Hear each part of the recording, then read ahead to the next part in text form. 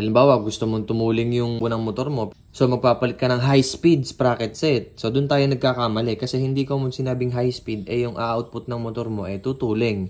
What's up mga kapwa? Good morning, good morning. Isang mabilisan lang tayo ngayon. Kasi sobrang dami pa rin nagtatanong sa akin tungkol dito sa mga sprocket hanggang ngayon. Pero huwag kayong mag-alala, hindi ako magsasawang sabihin sa inyo yung sikreto talaga ng sprocket setting natin. Hanggang ngayon, sobrang dami pa rin nalilito kung ano ba talaga yung tamang sprocket para sa kanila. Gusto nyo ng in-depth, napakarami na nating test at saka mga explanation tungkol sa sprockets. Ito isang mabilisan lang. Sa pagpili ng sprocket, syempre, meron kasing magic yan mga kapwa. Magic yan kasi katulad nito, itong setting na to. Low speed sprocket set yan. Naka 1447 tayo, ginamit natin to sa NGO or ginamit natin sa mga kare-karera natin. Low speed sprocket set yan. Pero bakit ang lakas niyang dumulo pagdating sa 201? Jayo Racing APR sa kaliwa, kapwa. Good run, naunguna si Jayo. Pero pukpukan lang ang laban. Maganda aero ni kapwa. Siyempre, sprocket natin, Osaki yan, straight. Osaki, tsaka siyempre yung chains natin. So far, hindi pa naman tayo napuputulan since day 1. Ayan, pati kay Greggy. Osaki chains. Ganda ni Greggy, no? Hindi na lang, pansoshow ka na namin.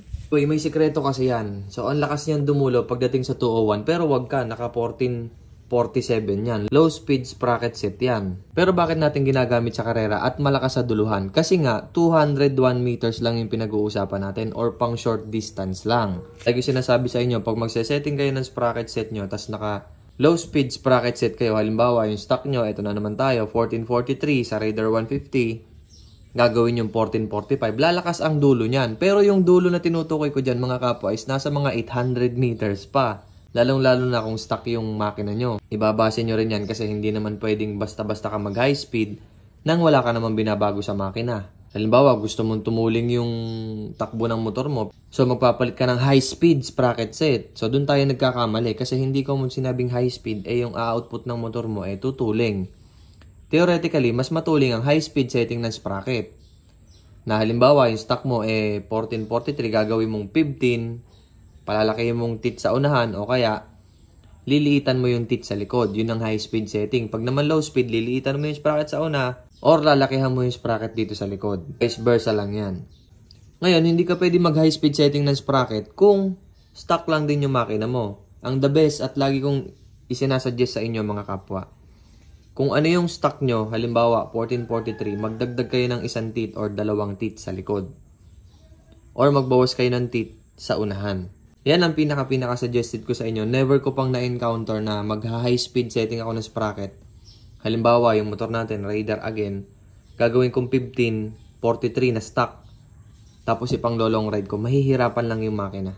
So the usual at lagi yung sinasuggest sa inyo, ayan, pagpapalit kayo ng sprocket, Osaki, trusted ko na yan, kahit sa chains, walang palya yan. Lahat ng teeth, meron sila.